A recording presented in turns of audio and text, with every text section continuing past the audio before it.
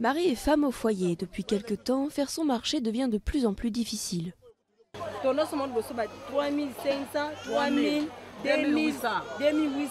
Je voulais acheter du poulet, mais le prix a trop augmenté. Depuis l'entrée en vigueur de la TVA en janvier, les prix flambent. L'inflation atteint quelques 9%.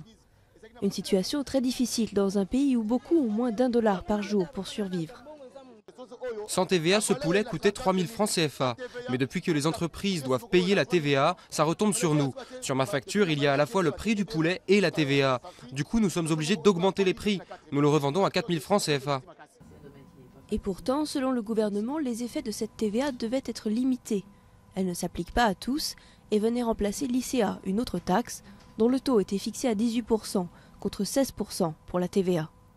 Si vous avez un chiffre d'affaires qui est supérieur à 80 millions de francs congolais par an, vous êtes parmi les personnes qui peuvent être assujetties à la TVA.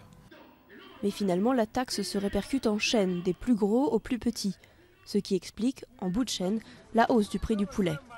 Pour certaines entreprises, la situation devient inquiétante. L'ICA avait plusieurs taux.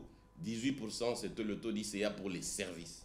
Mais d'autres produits, les banques par exemple, avaient une ICA sur les taux d'intérêt de 9%. Ceux qui avaient un taux d'ICA supérieur, bien sûr, auront un impact à la baisse. Mais ceux qui avaient un taux d'ICA inférieur auront nécessairement un impact à la hausse. La TVA a néanmoins une indéniable vertu aux yeux de l'État congolais. Elle lui permet d'augmenter ses recettes. Il y a 10 ans, les impôts représentaient seulement 5%. L'an dernier, l'État a réussi à prélever 21% de la richesse nationale. Et il semble bien décidé à garder ce nouvel impôt, malgré les critiques des uns et des autres.